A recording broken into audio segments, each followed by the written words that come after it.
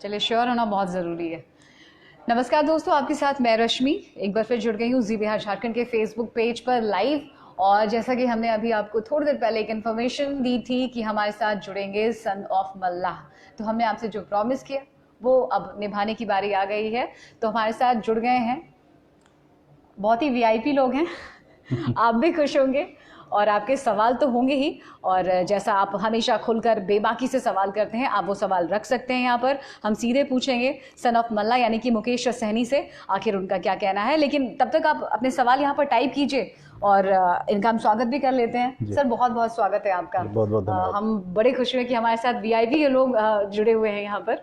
सबसे पहले हमें एक बात बताइएगा, हमारे दर्शक भी जानना चाहते होंगे, और on a lighter note, VIP मतलब जाहिर सी बात है पूरी क्रिएटिविटी के साथ आपने ये नाम सोचा होगा अपनी पार्टी का। जी जी, यूनिक नाम होना चाहिए, लोगों को जुबान पे रहना चाहिए। और वीआईपी का मतलब विकासशील इंसान पार्टी।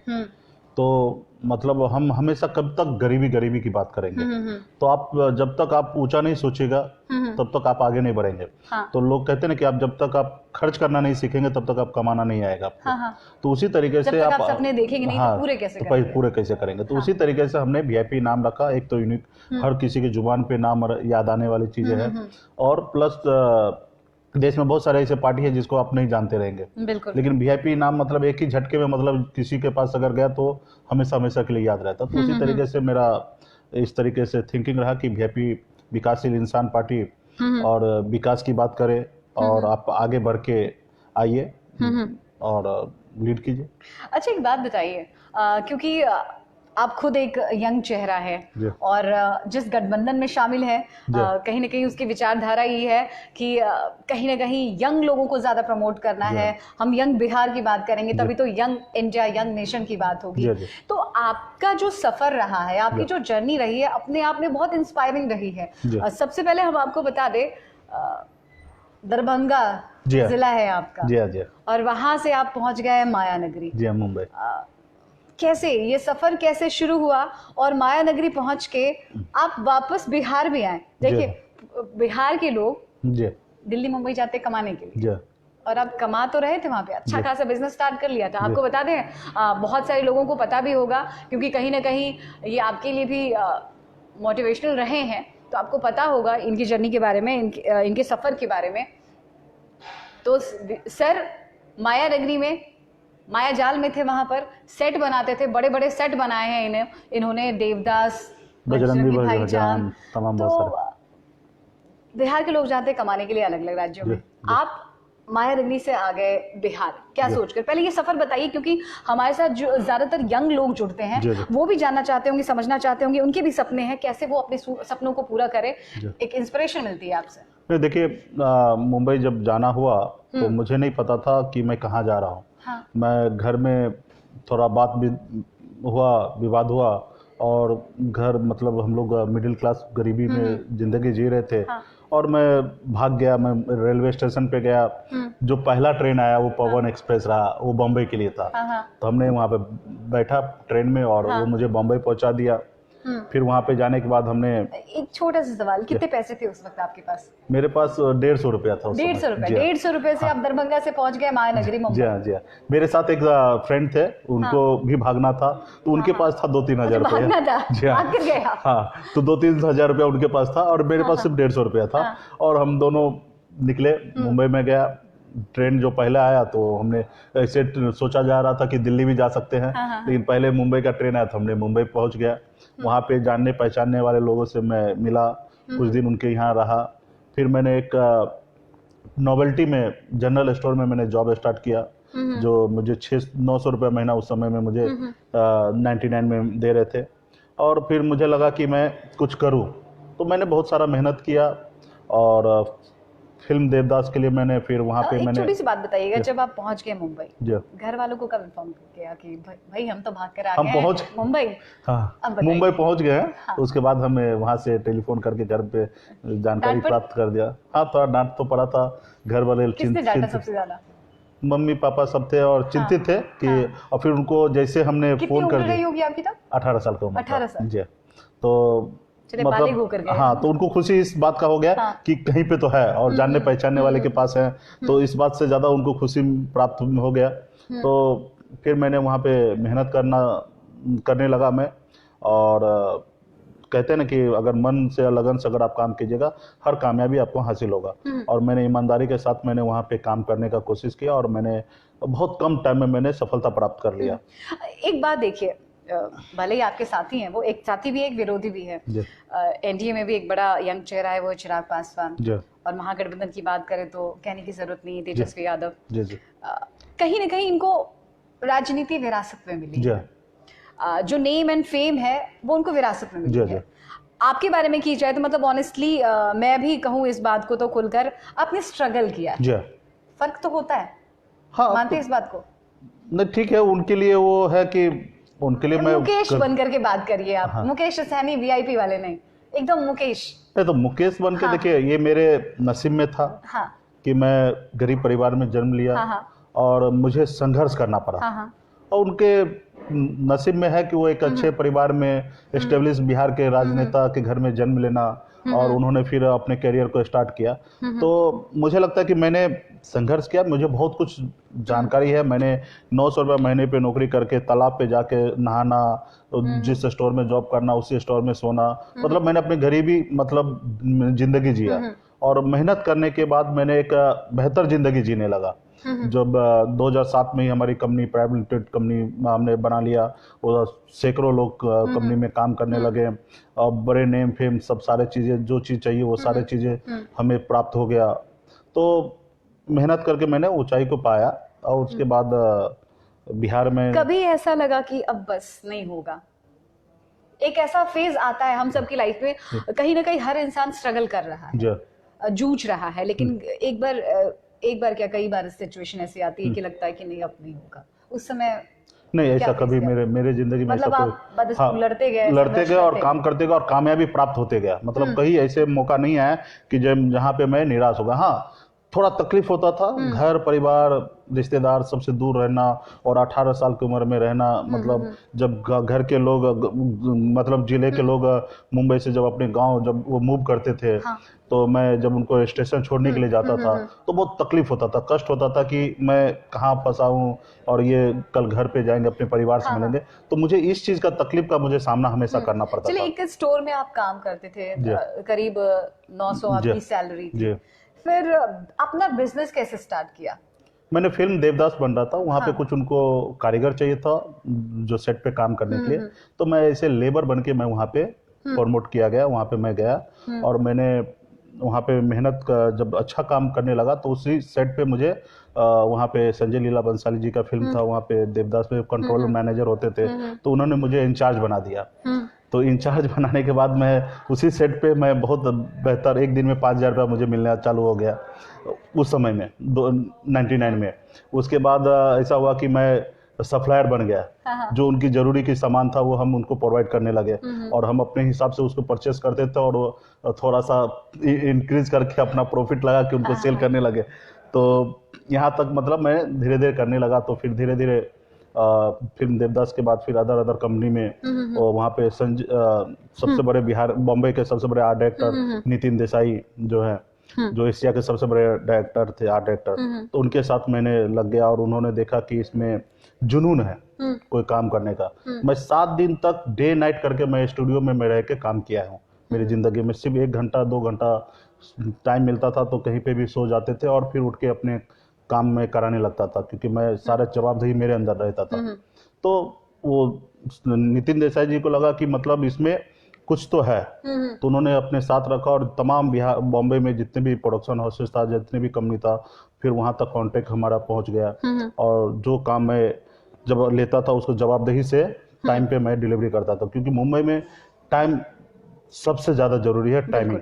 और क्योंकि हमारे वजह से प्रोड्यूसर को लाखों करोड़ों रुपए का नुकसान हो सकता है। आर्टिस्ट उनका एक टाइम सेट रहता है कि इतने टाइम में इतने घंटे के लिए शायद सलमान खान हो या शाहरुख खान हो या बड़े आर्टिस्ट को आना है और इतने घंटा देना है, और उससे पहले हमारे सारे चीजें रेडी होना चाहिए। तो वो हम लोग टाइम पे करते थे, चाहे उसके लिए कुछ भी क्यों ना हो। अगर मैं कोई काम अगर 10 लाख में लिया हूँ, अगर मुझे अगर 10 की जगह 15 लाख रुपए भी खर्च करना पड़े तो मैं उससे पीछे कभी नहीं हटा, और मैं वो टाइम पे किया हूँ। और मुझे ऐसा कभी मौका नहीं मिला कि हमारे घर से नुकसान हो, लेकिन हमेशा मैंने काम को हमेशा सर्वोपरि माना और टाइम पे मैंने काम किया। देखिए, आपको एक नसीहत मिल रही है, इनसे सीख मिल रही है कि वाकई सपने देखना बहुत बड़ी बात नहीं होती है, सपनों के पीछे भागना पड़ता है। और आपने सच में सपना देखा है ना, तो वो सपना आपको सोने नहीं देता है। मुकेश जी, हमें ये बताइए, अब माया नगरी में तो आप रम गए थे, जम गए थे, फिर वापस बिहार कैसे आना हुआ?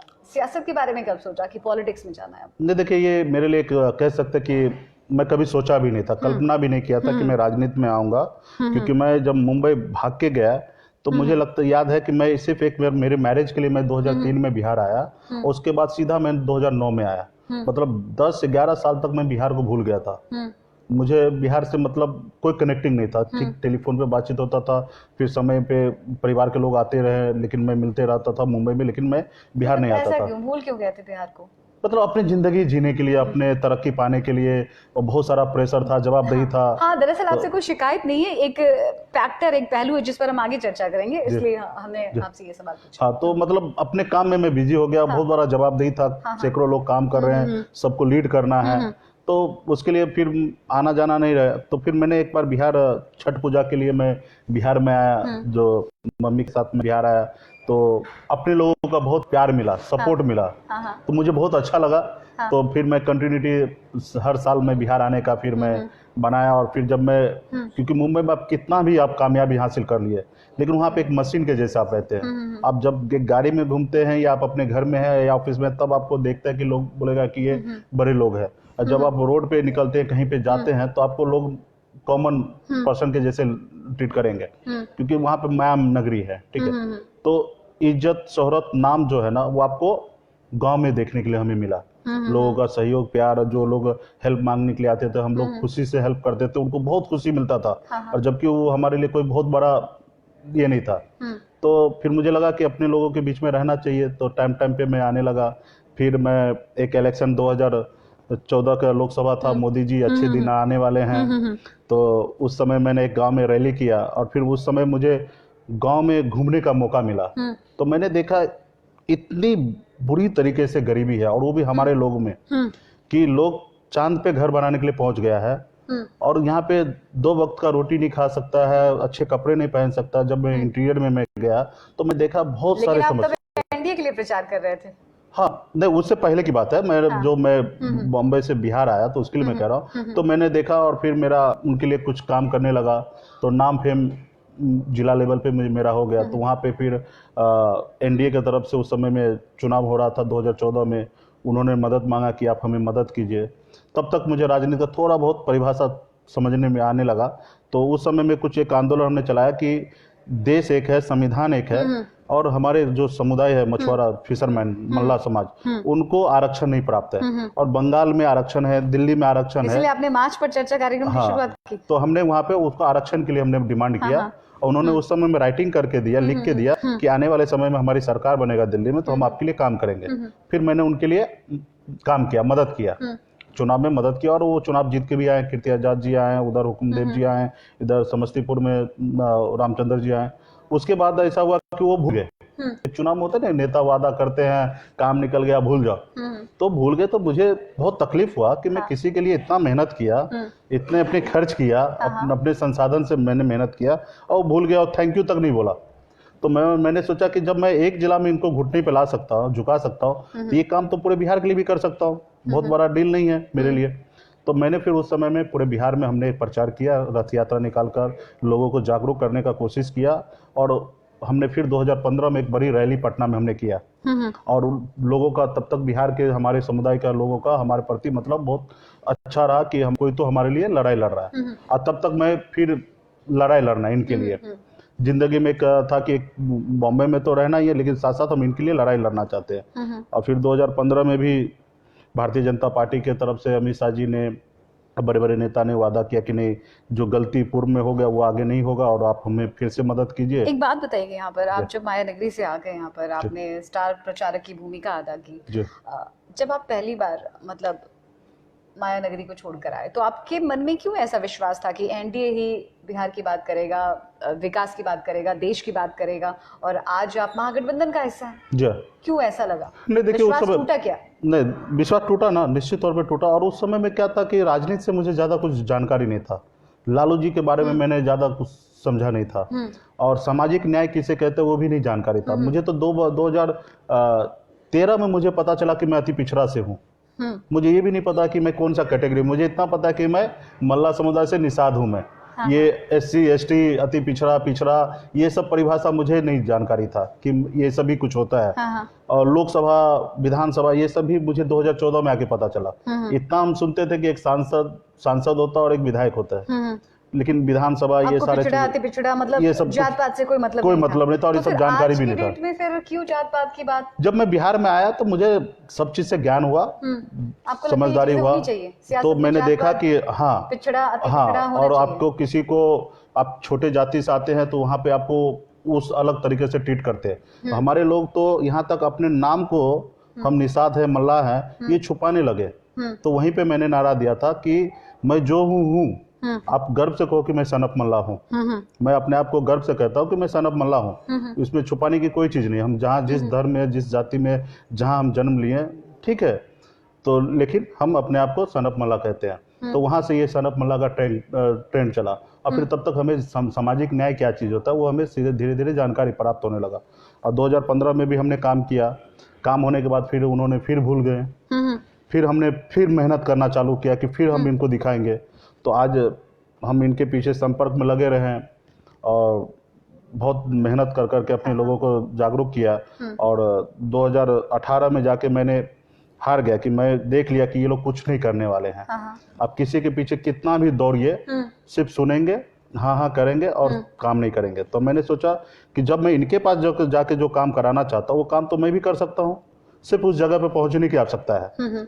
तो इसलिए हमने 4 नवंबर को एक पॉलिटिकल पार्टी हमने बनाया, और हम उस जगह पे पहुंचने की कोशिश करते हैं। उस जगह पे पहुंचेंगे तो निश्चित तौर पे संविधान के दायरे में रहकर हम वो काम कर सकते हैं, क्योंकि संविधान में हमें अधिकार मिला है कि निषाद समुदाय को आरक्षण मिलने का। तो एक बात बताइए हमें, हमारे दर्शक भी जानना चाहते होंगे, हमारे जितने भी दोस्त और साथी जुड़े हुए हैं, आपको ऐसा क्यों लगा कि आपको महागठबंधन के साथ ही जुड़ना चाहिए? डिमांड तो आपकी दोनों तरफ थी, NDA ने भी पूरी कोशिश की अपने साथ जोड़ने की, तो और UPA ने भी, लेकिन आखिरकार बाजी UPA ने। 2014 के बाद तो लगातार केंद्र में सरकार NDA का है, और NDA के हमने टॉप लीडर तक हमने अपनी बात को रखा, और उन्होंने वादा भी किया, उन्होंने पूरा नहीं किया। तो हमारे पास ऑप्शन क्या है? एक ही ऑप्शन है कि जब हमारे काम नहीं कर रहे हैं तो उनके पीछे हमको क्यों रहना है। जाहिर सी बात है, अभी हम UPA का पार्ट बने हैं और हम उम्मीद करेंगे कि हम संघर्ष करके, लड़ाई लड़कर हम UP की सरकार लाएंगे, चाहे वो बिहार में हो या सेंट्रल में हो। और जिस रोज वो पावर में आएंगे तो निश्चित तौर पे वो काम होगा, उसका पार्ट भी मैं रहूंगा। आज मैं बिहार में एक पार्टनर हूँ, आज UPA का एक पार्टनर हूँ, और जिस रोज हमारे UPA का सरकार बिहार में होगा तो निश्चित तौर पे भारत के संविधान के दायरे में रहकर वो हर काम करेंगे जो हमारे एजेंडा में है। हम चाहते हैं कि गरीब को भी न्याय मिले, उनको भी 2 वक्त के रोटी मिले, उनके लिए भी बेहतर सुविधा हो। आज मुझे पता है कि 18 साल की उम्र में दूसरे राज्य में जाके अपने परिवार को छोड़कर कितनी तकलीफ झेलना पड़ता है, वो हमारे आने वाले जनरेशन क्यों फेस करे। बिहार में भी उद्योग आए, आज नीतीश जी ने विकास करके दिखा रहे हैं, लेकिन 2005 में जो बिहार जो था 22वें स्थान पे, आज भी 22वें स्थान पे है। तो फिर भी विकास कहाँ है? आज एक बुखार आता है, 200 बच्चे हमारे मर जा रहे हैं, जिसमें आप रिपोर्ट देखिएगा 250 बच्चे में, खुद ही पॉइंट पर आ रहे हैं जी, 250 बच्चे में 242 बच्चे पिछड़ा, अति पिछड़ा दलित समाज से है, 8 ही बच्चे सामान्य वर्ग से हैं। आप पिछड़े के साथ इतना नाइंसाफी क्यों? अच्छा, एक बात बताइए, UPA में कौन से नेता, क्योंकि आप राजनीतिक पृष्ठभूमि से नहीं आए, जी, UPA के कौन से नेता ने सबसे ज्यादा आपको इम्प्रेस किया, प्रभावित किया, जिसकी वजह से आप महागठबंधन का हिस्सा बने? UPA में अगर मैं पूरा UPA के बारे में मैं सोचने का, मैं जब भी मुझे मौका मिला तो मैंने देखा तो लालू जी मेरे हमेशा मैंने उनके बारे में देखा और सुना, जितना भी हमने देखा कि सामाजिक न्याय को मजबूती देने वाला लालू प्रसाद यादव जी हैं। देश का आज़ादी तो 1947 में ही प्राप्त हो गया, लेकिन खास करके पिछड़े वर्ग को सम्मान और उनके लिए लड़ाई 75 से चालू हुआ और 90 तक में उसके अंजाम तक पहुंचाया। वो श्री लालू प्रसाद यादव जी हो, इधर उत्तर प्रदेश में मुलायम सिंह हो, ऐसे लोगों ने सामाजिक न्याय को मजबूती देकर आज हम इस मुकाम तक पहुंचे। लालू प्रसाद यादव जी ने सबसे ज्यादा आपको प्रभावित किया, जिसकी वजह से शायद आप महागठबंधन का हिस्सा भी बने।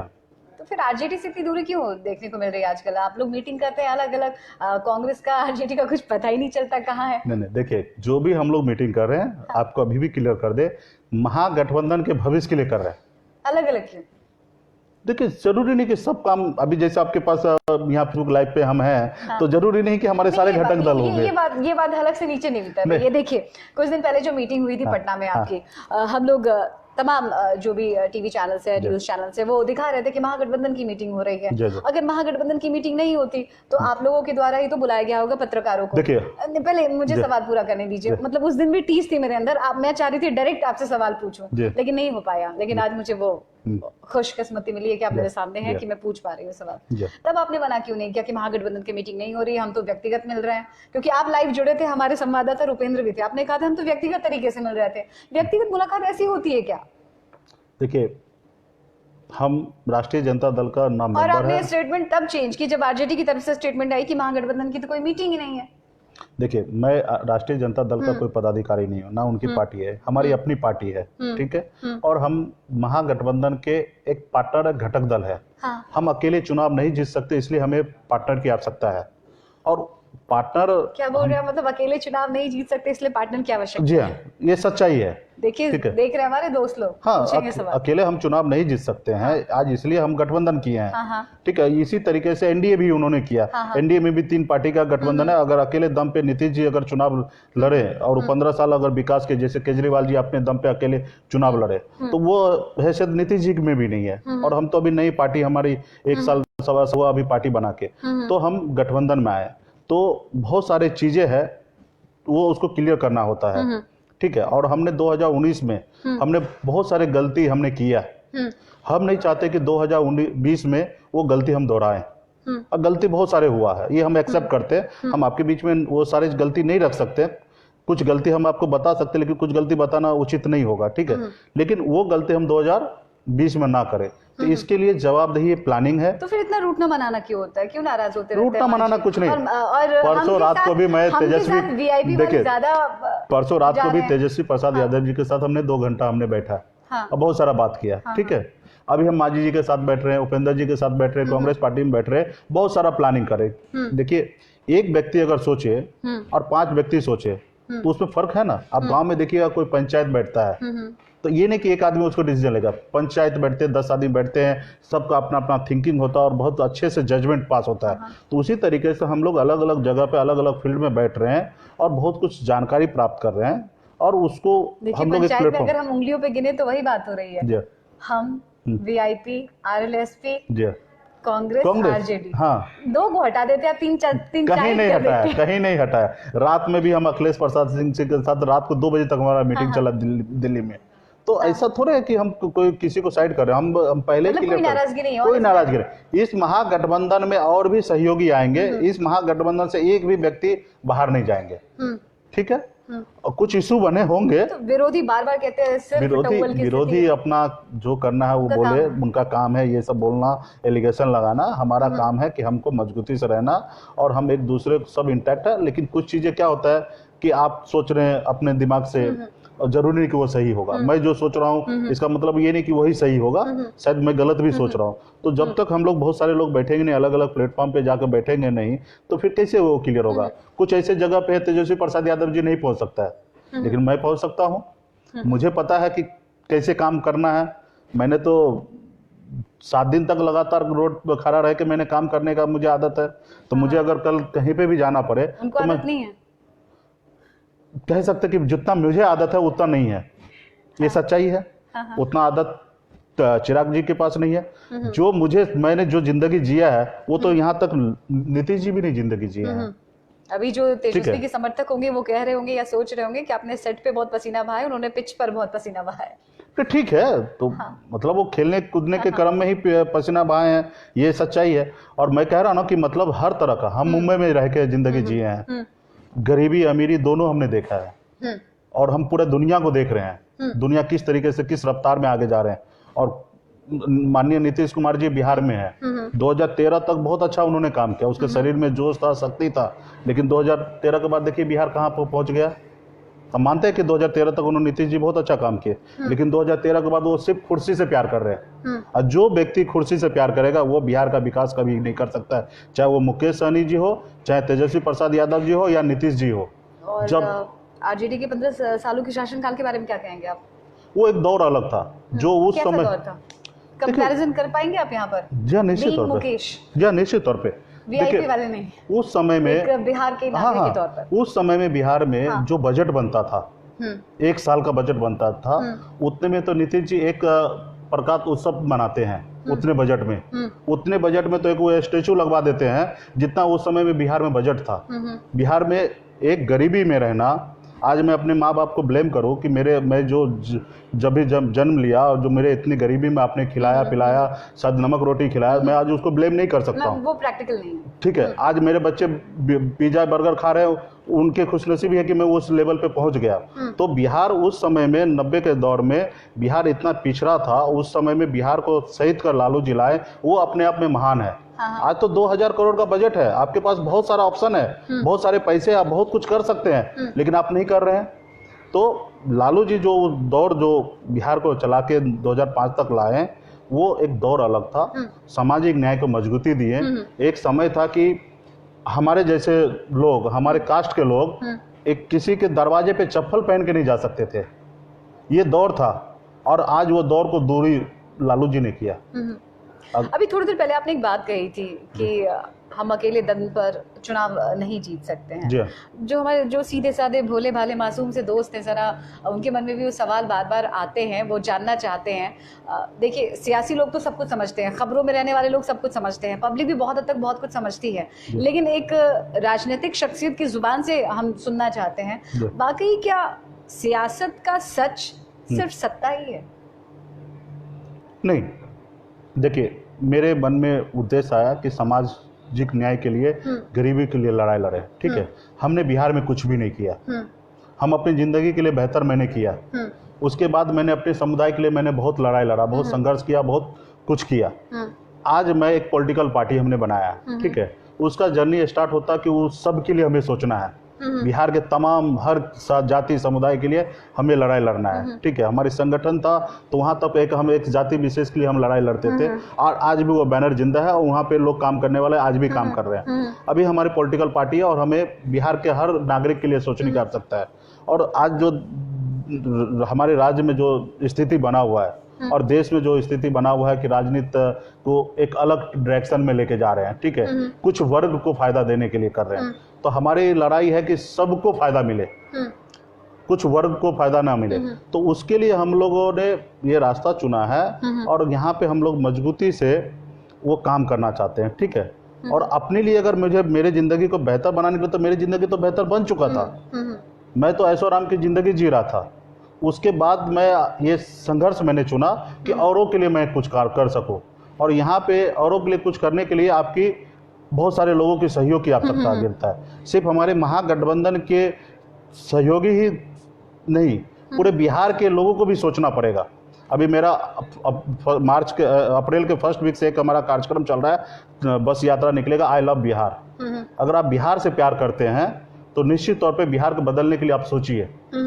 वहाँ पे मुकेश सहनी अच्छा लगता है तो मुकेश सहनी को चुनिए, नीतीश जी अच्छा लगते हैं तो नीतीश जी से चुनिए। मेरे ख्याल से हर एक बिहारी के मन में ये बात है। हाँ, कि वो जो प्रशांत जी ने भी कहा कि हमारे राज्य टॉप 10 में क्यों नहीं पहुंचे। पीके पर आने वाली थी, लेकिन आपने बहुत जल्दबाजी दिखा दी, इसके बारे में हम बात करेंगे। एक बात बताइए, आपने कहा अब हमेशा गरीबों की बात करते हैं, जो पिछड़े वर्ग के लोग हैं उनकी बात करते हैं। कई लोग आरोप भी लगाते हैं, कई लोग सोचते भी हैं कि आप जिस वर्ग से आते हैं, जहाँ से आपने शुरुआत की है, देखिए आप पवन एक्सप्रेस से निकले थे ना? पहुंचा था जी, पवन एक्सप्रेस से निकले थे सहनी साहब, और वापस लौटे हैं तो जहाँ जाते हैं अपने हेलीकॉप्टर से जाते हैं। हाँ, क्यों नहीं। हाँ। ये भी हम अपने समाज को और खास करके गरीब को हम बताना चाहते हैं कि आप मेहनत कीजिएगा तो कोई भी कामयाबी आपको हासिल होगा। आप मल्ला का बेटा भी हेलीकॉप्टर पे घूम सकता है, ये कोई नई चीज नहीं है। आप मेहनत कीजिए, उस मुकाम तक पहुंचिए, कुछ बेसिस लोग ही हेलीकॉप्टर में नहीं घूम सकता। दूसरे सेंस में उनका कहना है कि जमीन से जुड़े होने की बात कहते हैं आप, और आसमान में उड़ रहे हैं लोगों से क्यों ना हमको देखकर अगर किसी को क्या होता है, लोग अपने गिरेबान में झांक के देखना चाहिए, ठीक है।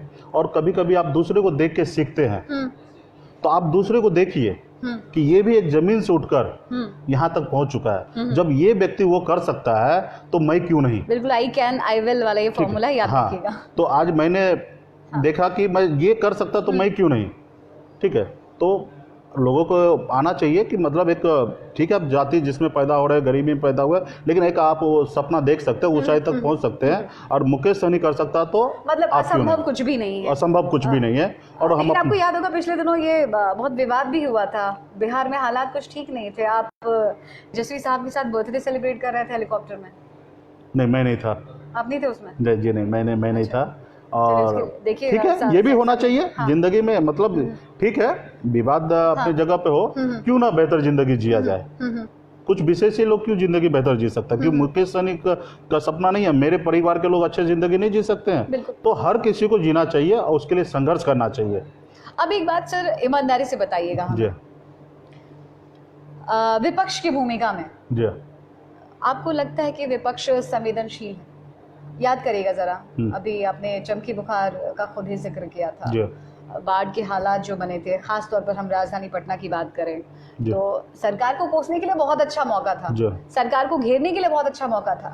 क्या आप वाकई जो बिहार में विपक्ष है उसे आदर्श भूमिका में देखते हैं, संवेदनशील, आक्रामक, जिम्मेदार? अगर सरकार से कोई चूक हुई है तो सरकार को झकझोर देने वाला विपक्ष है क्या हमारे पास? कह सकते हैं कि कुछ परसेंटेज बहुत लोग एब्सेंट थे, उसमें से तेजस्वी यादव पता नहीं कहाँ थे कितने महीनों तक। देखिए, ये बिहार में एक अलग भूमिका बनाया गया और ये इसका भूमिका, जी हाँ, इस भूमिका किसने बनाया? जनता पूछती है। इसमें खास करके मीडिया का बहुत बड़ा रोल है, ठीक है। हम ब्लेम लगा रहे हैं, आप नहीं, एक सेकंड, मुझे आप यहाँ पर गलत साबित कर दीजिए कि ये मीडिया के द्वारा ही माहौल बनाया हुआ है। आप बता दीजिए कुछ हद तक हमारी गलती है, हम कह रहे हैं कि कुछ हद तक हमारी गलती है, लेकिन बहुत हद तक मीडिया का ब्लेम है। मैं नहीं मिली आपको, नहीं तो क्रॉस क्वेश्चन करती आपसे जब आपने बोला था ना कि तेजस्वी प्रसाद यादव जी चमकी बुखार में गए, हम भी गए, आपने कभी दिखाया कि मुकेश सहनी शरद यादव जी गए? और मैं जिस रोज गया शरद यादव जी, मैं जब वहाँ पे चमकी बुखार हॉस्पिटल में गया, उस रोज क्या टीवी पे चल रहा था कि मुकेश सहनी 50 को गाड़ी से आया। ये नहीं दिखाया कि मुकेश सहनी ने यहाँ पे लोगों से मिलने के लिए आया। आप कौन से दिन गए थे, कब गए थे आप? मैं एक हफ्ते के बाद, 4 दिन के बाद शायद मैं गया था। और जब मैं गया तो हमारे जिला के समर्थक को जब पता चला कि अध्यक्ष जी हॉस्पिटल आ रहे हैं तो लोग आ गए। नेता प्रतिपक्ष कहाँ थे? नेता प्रतिपक्ष शायद बाहर थे, पटना में नहीं थे। कोई वक्त था बाहर रहने का? गर्मियां चल रही थी, गर्मी छुट्टी मनाने गए? नहीं, उन्होंने आपको स्पष्ट किया कि उनको मेडिकल प्रॉब्लम था, वो कमर में कुछ। पता है, आपको ही पता है, आप मीडिया पर ब्लेम तो करते हैं लेकिन मीडिया को क्रेडिट नहीं देते हैं। बड़े बड़े जो चेहरे होते हैं पर्सनालिटी टाइप के, लाइक नेता प्रतिपक्ष तेजस्वी यादव हो या फिर नीतीश कुमार हो या फिर लालू प्रसाद यादव हो, ब्लड शुगर में ना थोड़ा बहुत ऊपर नीचे होता है, वो भी खबर हम आपको दिखाते हैं। अगर इतनी संवेदनशीलता बनी हुई थी, इतने हालात बिगड़े हुए थे, तो क्या आपकी तरफ से कोई प्रेस रिलीज नहीं होनी चाहिए? एक मिनट सर, कोई इन्फॉर्मेशन नहीं होनी चाहिए थी कि तेजस्वी यादव की तो तबीयत खराब है भाई, वो तो नहीं आ पाएंगे क्योंकि वो अपना इलाज खुद करवा रहे हैं? उनके सारे लोग, अब्दुल बारी के सिद्दीकी, बड़े बड़े टॉप लेवल के लीडरशिप, सारे लोग वहां पे पहुंचे, ठीक है। तेजस्वी जी नहीं पहुंचे। आप ये देखिए ना कि बिहार के मुख्यमंत्री 20 दिन लग गया वहां पे पहुंचने में। जो आज मानव श्रृंखला कर रहा है, 25 को 17 हेलीकॉप्टर लगा सकता है, तो वहां पे हेलीकॉप्टर रख के पटना क्यों है? खेलता है ना, हम उससे सवाल करेंगे, वो कहाँ थे? अगर वो पहुंचे होते तो आपको नहीं लगता है कि आपके सवाल में और ज्यादा दम होता कि 20 दिन के बाद पहुंचे, 40 दिन के बाद पहुंचे? हम तो 3 दिन में पहुंच गए। जरूरी देखिए, हम एक मिनट, हम वहां पे जाके क्या करेंगे? एज ए विपक्ष हम वहां पे जाके क्या कर सकते? सिर्फ देखने के अलावा तो कुछ नहीं कर सकते। वहां पे सरकार वहां पे सरकार टाइम पे पहुंचे, डॉक्टर के आवश्यकता है तो डॉक्टर मंगाए, तो छोड़ कैसे देंगे? हम तो लड़ाई लड़ रहे हैं, लेकिन हमारे पास एक दायरा सीमित पावर है। लड़ रहे थे? नहीं, हमने लड़ाई लड़ा, हमारे गठबंधन के तमाम नेता लड़ाई लड़ा। बोल दीजिए, नाजायज सवाल है। नहीं, देखिए, आप जो पूछ रहे हैं, हम मानते हैं कि हमारे लोग जो, मैं भी बिहार से हूं ना, तो मुझे भी तकलीफ होगी ना। तेजस्वी प्रसाद यादव जी को टाइम पे पहुंचना चाहिए, वो नहीं पहुंचे, उनका मेडिकल प्रॉब्लम था। लेकिन उसके अलावा महागठबंधन के तमाम नेता, चाहे वो मांझी जी हो, उपेंद्र जी हो, वीआईपी पार्टी कांग्रेस के पदाधिकारी हो या आरजेडी राष्ट्रीय जनता दल के लोग हो, 24 घंटा वहां पे लग के वो अपने अनुकूल काम कर रहे थे। वहाँ पे। हाँ ठीक है, तेजस्वी प्रसाद यादव जी को भी आना चाहिए, लेकिन उनका मेडिकल प्रॉब्लम होने के कारण नहीं आए। लेकिन हम वहाँ पे जाके भी क्या किए, हमने वहाँ पे गया तो मैंने क्या किया, देखने के अलावा कुछ नहीं किया। सरकार में फिर एनडीए ही तो फिर मैं वहाँ पे डॉक्टर को ज्यादा ज्यादा वहाँ पे मैंने रिपोर्ट मांगा कि कितना बच्चा अभी एडमिट है, कितना का डेथ हो गया, सही से हमको रिपोर्ट नहीं दिया। कितने हालात खराब थे पटना में, पूरे बिहार में, लगभग आधे बिहार में। हाँ तो हम लोग पूरा सरकार की नाकामी है हम भी कहते हैं, डंके की चोट पर कहते हैं, लेकिन डंके की चोट पर दूसरी बात भी कहते हैं, विपक्ष सरेंडर मोड पर था, दर्शक की भूमिका में था। कोई सरेंडर मोड पे नहीं था। आप देखिएगा उस समय में मुकेश सहनी खुद पानी में घुसकर उतर के, और मेरे से जो इतना हो सकता उतना हमने हेल्प किया। मुकेश सहनी ज्यादा पानी में थे या फिर पप्पू यादव, ये बताइए जरा। पप्पू यादव ज्यादा थे। क्यों? अभी उनकी पॉलिसी में होगा। पॉलिसी, ये पॉलिसी की बात ठीक है, उन्होंने देखिए हमारे पास कई काम है, ठीक है, हमारे पास कई काम है और सब काम को हमें देखना है, ठीक है, चाहे वो पटना हो, बिहार के बाहर हो। आप देखिएगा समस्तीपुर में हमने कितना काम किया, आपको हम वहाँ का वीडियो हम भेज देंगे। हम इंटीरियर में पहुंच रहे, यहाँ के हम फोटो खिंचाने के लिए पटना में दिन रात में, पटना में सब समझदार लोग हैं। तो पटना में आप कभी उसका कल्पना कीजिए ना, जो 3 महीना पानी के अंदर में रहता है, उसके बारे में कभी सोचिए ना। पटना में 7 दिन पानी में रहा, पूरा देश के मीडिया उस पर ज्यादा फोकस किया। कभी आप देख रहे कि हर साल बिहार में 3 महीना कोसी के अंदर में कम से कम 8-9 जिला ऐसा है कि 3 महीना पानी में जिंदगी बिताता है। कभी आपने उनके लिए सवाल किया? कुछ लोग देखिए, हम लोग फोटो खिंचाने वाले में से नहीं है, हम अपना काम जब बखूबी जानते हैं और बदलाव की ओर जा रहे हैं। मैं बताती हूँ, आज देखिए तेजस्वी प्रसाद यादव कल से बस यात्रा निकाल रहे हैं, पूरे बिहार में घूम के बेरोजगारी पे काम करेंगे। हमारी भी कार्यक्रम है, उस पर भी बात करेंगे। आप, मुझे लगता है कि आप एकदम पूरी तरह से वीआईपी वाले सहनी साहब बनकर के बात करें, लेकिन मैं कसम से मैं आपको बता रही हूँ, अभी फिलहाल मैं एक सिर्फ जर्नलिस्ट के तौर पर सवाल नहीं पूछ रही हूँ आपसे, मैं खुद बिहार से हूँ, इसलिए एक होता है बहुत धन्यवाद आपको। एक गुस्सा, एक आक्रोश है मन में। बस ये अगर हम सरकार से कहीं ना कहीं निराश होते हैं तो दूसरी उम्मीद कौन? विपक्ष ना। जी हाँ, तो विपक्ष खामोश क्यों रहता है? विपक्ष का देखिए, हम लोग बहुत कुछ करते हैं। देखिए विपक्ष तभी बात करते हैं जब सरकार को घेरना होता है अपने स्वार्थ। देखिए हम लोग आज बिहार में हम इतना परेशान थे, आज हम लोग बहुत काम करते हैं, लेकिन एक पेपर में कहीं पे कुछ नहीं दिखता है। मीडिया में वो जो लेवल पे दिखना चाहिए वो लेवल पे नहीं दिखता है। उसके लिए भी बहुत परेशानी हम लोगों को झेलना पड़ता है। और पक्ष में है वो जानबूझ के रोकते हैं। एक बार अनंत सिंह का अगर पेपर में दिखा दिया तो उनको 7 दिन तक ऐड देना बंद कर दिया बिहार सरकार। ठीक है, ये है बिहार, ये है सच्चाई मीडिया का। तो कहीं ना कहीं हम लोग काम करते हैं, लोगों के नज़र में नहीं पहुंचता है, और हम लोग अपनी ईमानदारी से हम काम करते हैं, और हम इंटीरियर में घूम के हमारे लोग काम करते हैं, और हमारी भी जवाबदेही है, बहुत सारा चीज़ करना है। सिर्फ किसी को 2 वक्त का रोटी हम जाके घर पे खिला देंगे एक व्यक्ति को, ये हमारा काम नहीं है। हमारा काम है कि बिहार में अगर 4 करोड़ लोग अगर गरीब है, 2 वक्त का रोटी नहीं खा पा रहा, 4 करोड़ लोगों के लिए व्यवस्था करना। ये नहीं कि 2 रोटी लेके जाएंगे, एक आदमी को खिलाएंगे और उसका फोटो खींच के हम ट्वीट कर दें या सोशल मीडिया पे डाल दें। हमारी जरूरियत है कि 4 करोड़ लोगों को जरूरी पूरा करने का। तो हम अपनी जवाबदेही समझते हैं, तेजस्वी प्रसाद यादव जी जवाबदेही जानते हैं और विपक्ष का सारा लोग अपनी जवाबदेही समझते हैं, लेकिन हमारे एक लिमिटेशन दायरा है, और उस दायरा में रहकर हम लोग से जितना हो सकता है। ये बताइए इन शॉर्ट, क्योंकि टाइम बहुत कम है, पीके को लेकर क्या पॉलिसी है महागठबंधन की? पीके के लिए पॉलिसी है कि देखिए, पीके ने बहुत प्यार दिखाया जा रहा है, खासतौर पर देखिए हम लोग 3 दलों की तरफ से, आरएलएसपी, वीआईपी, हम। देखिए हम लोग जो, या तेजस्वी प्रसाद यादव या विपक्ष के लोग हमेशा जो सवाल उठते रहे, उसको कभी जगह नहीं मिला। लेकिन प्रशांत किशोर जी ने जो प्रेस कॉन्फ्रेंस किया, और उसको अगर वो जो भी जनता 25 मिनट का इंटरव्यू अगर सुन ले और अपने दिल पे हाथ दे के अगर सोचे, तो वाकई में उनको समझ में आ जाएगा कि बिहार हमारा कहाँ था और कहाँ है। तो हम देख रहे हैं वो बिहारी हैं, वो पूरे देश में वो काम किए हैं, और वो उनके दर्द है कि बिहार बेहतर हो। जैसे आज आपने भी दर्द जाहिर किया कि बिहार बेहतर हो, क्यों 22वें स्थान पे 10 टॉप 10 में क्यों नहीं आ सकता। तो उन्होंने जो दर्द दिखाया उसको मैं सलाम करता हूँ, और उसके लिए वो मेहनत भी करना चाह रहे हैं कि मैं बदलूंगा। इसलिए बिहार में उनका कार्यक्रम चल रहा है कि बिहार की बात करेंगे अभी। तो उसी तरीके से हम उनको सपोर्ट करते हैं कि आज बिहार के सोचने के लिए जो भी व्यक्ति खड़ा होगा उस सबको मैं सैल्यूट करूंगा, सबको धन्यवाद दूंगा, और उसको मेरी जरूरी गिरेगा तो मैं उनके साथ, या फिर इनवाइट भी करूंगा। वो मुझे बुलाएंगे तो उनके साथ मैं भी जाऊंगा। नजर आ रही है, क्यों नहीं। मिशन उनका भी एक है मेरा भी एक है, तो क्यों है कि वो ना तो किसी गठबंधन का हिस्सा बनेंगे, ना तो कोई ठीक है, राजनीतिक दल का, ठीक है, वो निर्णय उनका है। आज वो मुझे जब भी बुलाएंगे, जब भी मेरी आवश्यकता गिरेगा, मैं वहां पे पहुंचूंगा। और लड़ाई तो उनका वही है कि बिहार टॉप 10 में क्यों ना पहुंचे। तो हमारी भी लड़ाई है कि बिहार टॉप 10 में क्यों ना पहुंचे। हमारी लड़ाई, उनकी लड़ाई एक ही है। तो उसके लिए हमसे जितना हो सकता हम उनके लिए करेंगे, उनको जितना हो सकता वो निश्चित तौर पे हमारे एजेंडा को ही आखिर वो आगे लेके जाना चाह रहे हैं। बिहार के जनता को, युवा को बताना चाह रहे हैं कि बिहार में आप बहुत कुछ हो सकता है, लेकिन बहुत कुछ नहीं हो रहा है 15 साल से। इसके लिए आप सोचिए। और निश्चित तौर पर मैं भी कह रहा हूँ कि आप भी सोचिए। अगर लगता है कि मुकेश सहनी अगर बेहतर कर सकता है तो मुकेश सहनी, चिराग बेहतर कर सकता है तो चिराग को अब पसंद कीजिए। चलिए, एक ऑलमोस्ट लास्ट सवाल है आपसे, ये जरा आप हमें बताइए, मिशन बिहार पर सब अभी लगे हुए हैं, फतह करने के लिए जुटे हुए हैं, कोई टॉप 10 या टॉप 3 टारगेट मुकेश सहनी का, कि क्या मतलब बिहार के लोगों को देना है अगर महागठबंधन की सरकार बनती है तो? महागठबंधन का सरकार अगर बनती है, अगर बनती नहीं है, बननी तय है। अच्छा। और तो हमारा सब, हाँ, तो चुनाव नहीं करवाते? चुनाव का एक प्रक्रिया है, चुनाव होना चाहिए। और हम कह रहे हैं कि 100% बनना तय है, क्योंकि जनता में मूड बन चुका है। और रहा कि बिहार के लिए हमारे जो, कैसे मापते, कोई मशीन होती है कि हमें दर्शकों को जरा बताइए।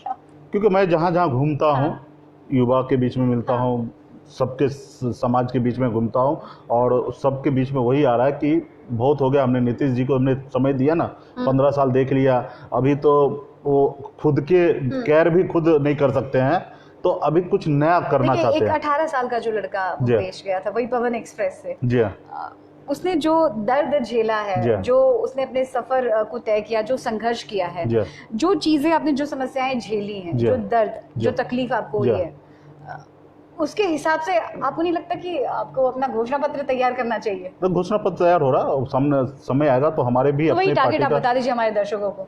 देखिए, सबसे पहले हमारा बिहार में, जो बिहार से बाहर, जो बिहार का एक चेहरा बना हुआ है, सबसे पहले लॉ एंड ऑर्डर के ऊपर हमें काम करने की आवश्यकता है। कि लॉ एंड ऑर्डर सही होगा तो बाहर के तमाम बड़े बड़े लोग, जो बिहारी बहुत पैसे वाले लोग हैं, दूसरे राज्य में, दूसरे कंट्री में है, उनको अगर जान का सुरक्षा। छोटा सा सवाल है, एक कमेंट भी था इसमें, एक सवाल भी था, आपने खुद ही बोल दिया ना, बहुत पैसे वाले जो है, कुछ लोग आपको ये कहते हैं कि आप पैसों की बदौलत राजनीति में आए हैं। क्यों नहीं, मेरे पास है और मैं उसको यूज कर रहा हूँ, तो उसमें तकलीफ किस बात का? देखिए, आप भी कीजिए, आपके पास है, आपके पास है, आप भी कीजिए, समाज के कल्याण के लिए आप आइए, आप भी दम दिखाइए, किसी को मना तो नहीं किया हुआ है। चलिए, ये तो कंफ्यूजन दूर हो गया। लॉ एंड ऑर्डर पे काम, लॉ एंड ऑर्डर पे काम कीजिए। टारगेट, लॉ एंड ऑर्डर सही होगा तो तमाम बिहार से बाहर जितने भी बिहारी है, 30% से अभव बिहार के नागरिक दूसरे राज्य में रह रहा है, और उसमें बहुत सारे लोग हैं सफल भी है। तो ऐसे लोगों को मौका मिलेगा कि अपने राज्य में आके अपने परिवार के बीच में हम कुछ काम चालू करें, दवा का फैक्ट्री हो या अदर बहुत सारी चीजें हैं कि हम बिहार में कर सकते हैं। ठीक है, तो उसके लिए वो फैक्ट्री लगाएंगे तो जाहिर सी बात है हमारे बिहार के लोगों को रोजगार मिलेगा।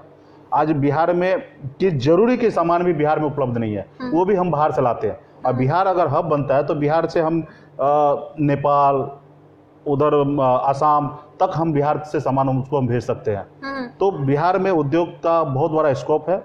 बिहार में उद्योग लगेगा तो रोजगार आएगा, रोजगार आएगा तो लोग अब बिहारी बिहार में रहेंगे, बिहार से बाहर नहीं जाएंगे। हमारे जैसे लोग जो माँ बाप परिवार को छोड़कर तकलीफ मैंने जो झेला, वो मैं नहीं चाहूंगा कि मेरे आने वाली पीढ़ी वहां तक जाए। तो हमारा इस दो पे सबसे ज्यादा फोकस होगा कि बिहार का इमेज तो पलायन की समस्या वो होगा। और प्लस अपने देखिए एक इंसान के पास शिक्षा स्वास्थ्य, तो जब आप बेहतर स्थिति में आइएगा तो ये तो जरूरी है, सरकार का तो बेसिक चीज है, इस पे तो काम होगा। उसके अलावा आप देखिए कि हम दूसरे स्टेट में जाके काम कर रहे हैं और बिहार में हम अपने परिवार से दूर रह रहे हैं। ठीक है, तो समस्या बहुत सारा है, उसको हम लोगों को सॉल्व करना, खास करके हम अपना लॉ एंड ऑर्डर और दूसरा हमारा रहेगा उद्योग, इस पे हमारा फोकस होगा। बिहार का एक इमेज दूसरे स्टेट में अलग तरीके से पेश किया, उसके लिए हम लोग काम करेंगे कि वो इमेज बिहार में नहीं है। बिहार एक बेहतर बिहार है, आज वो सब समस्या नहीं है। हाँ, लॉ एंड ऑर्डर सही होगा तो आगे बहुत सारा चीज ठीक हो जाएगा। चलिए, आपने तो अपना ये टारगेट बता दिया, उसमें से एक दो छोटे छोटे पॉइंट मैं जोड़ देती हूँ। मेरी तरफ से पर्सनली रिक्वेस्ट है आपसे, जरा भोजपुरी इंडस्ट्री को के बारे में भी सोच लीजिएगा। हाँ। क्योंकि आप खुद बॉलीवुड बैकग्राउंड से हैं। और मैंने एक फिल्म भी बनाया था। हाँ। एक फिल्म भी हम प्रोड्यूस किए थे। हाँ। एक लैला तीन छैला। ठीक है, लेकिन रिस्पॉन्स इसके ऊपर काम किया जा सकता है बिहार के। एक लैला तीन छैला, जी हाँ, एक देखिए अभी फिलहाल अगर तीसरा मोर्चा आ जाता है तो यही होने वाला है बिहार विधानसभा चुनाव में। नहीं, इसकी आवश्यकता नहीं है बिहार में, और ये नहीं होने वाला है। नहीं है, नहीं, पर सुगबुगाहट हो रही है, कुछ नहीं होने वाला है। ठीक है। और एक चीज है, एक बहुत सुगबुगाहट वो मेरे हम लोगों को नाम लेके कर रहे हैं, और ऐसा कुछ हम क्लियर कह रहे हैं कि ऐसा कुछ नहीं होने वाला है। पक्का पक्का, देखिए पक्का वाला प्रॉमिस है यही तरफ से। फिल्म सिटी की चर्चा सालों से हो रही है अब बिहार में, बस चर्चा ही हो रही है। जी, निश्चित तौर पे जब जैसे हैदराबाद में रामोजी स्टूडियो बना हुआ है और अदर जगह पे फिल्म सिटी डेवलप हुआ, जैसे उत्तर प्रदेश में हुआ, तो फिल्म जगत में भी काम करने की आवश्यकता है, जो उससे भी रोजगार मिलेगा। और बिहार में, और बिहार में काफ़ी टैलेंटेड लोग हैं, तो उसके ऊपर काम करने की आवश्यकता है, और हम लोग कोशिश करेंगे कि उस पर काम करें।